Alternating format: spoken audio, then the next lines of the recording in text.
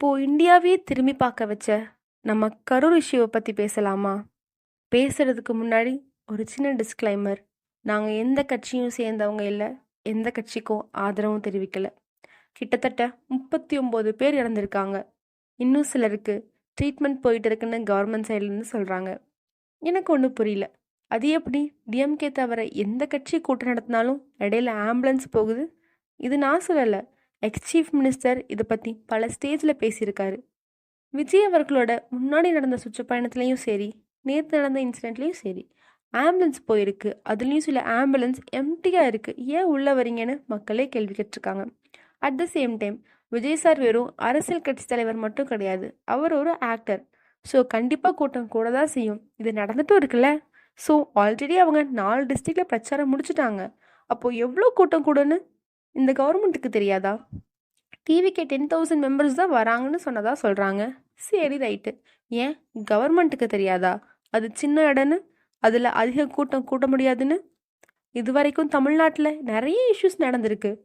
அதுக்கெல்லாம் உடனே ரியாக்ட் பண்ணாத இந்த டிஎம்கே கவர்மெண்ட் உடனே வராங்களே ஏன்?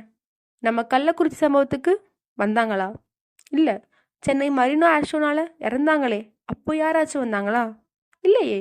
போலீஸ்னால அடிச்சே கொல்லப்பட்டாங்களே அஜித்குமார் சகோதரர், அவரோட இறப்புக்கு டிஎம்கேலேருந்து எத்தனை தலைவர்கள் வந்தாங்க? அதுக்கான நியாயம் கொடுக்கப்பட்டுச்சா? தமிழ்நாட்டில் நடக்கிற ரேப் கேஸுக்கு எந்த தலைவர் பதில் சொன்னாங்க? எந்த தலைவர் நிதி வாங்கி கொடுத்தாங்க? இப்போ மட்டும் எப்படிங்க டக்கு டக்குன்னு நடக்குது? ஏதோ நைட் ஷோ பார்த்த மாதிரி இருக்குது. அட் சேம் டைம் நம்ம அட்ரஸ் பண்ண வேண்டிய இன்னொரு முக்கியமான விஷயமும் இருக்குது. 1 வயசு 2 வயசு குழந்தைங்கள கூட்டத்துக்கு கூட்டிகிட்டு போகிறீங்களே, அந்த குழந்தைங்களுக்கு விஜய்னா யாருனாச்சும் தெரியுமா? ப்ரெக்னென்ட் லேடிஸ், நீங்கள் அப்படி போய் பார்க்குற அளவுக்கு அவ்வளோ முக்கியமான விஷயமா இது? நமக்காக தான் இந்த அரசாங்கம், நம்ம பின்னாடி தான் இந்த அரசாங்கம் வரணும். நம்ம அவங்க பின்னாடி போகக்கூடாது. நம்ம போகிறதுனால தான் இந்த கவர்மெண்ட் யாருக்குன்னு கொஷினே வருது. உனக்கு அப்படி ஆட்சி மாறணுமா? சமுதாயம் சரியாகணுமா? பாதுகாப்பு வேணுமா? உன் கோவத்தையும் ஆதங்கத்தையும் உன் உரிமையும் உன் கையில் இருக்க ஓட்டுங்கிற ஆயுதத்தை பயன்படுத்து.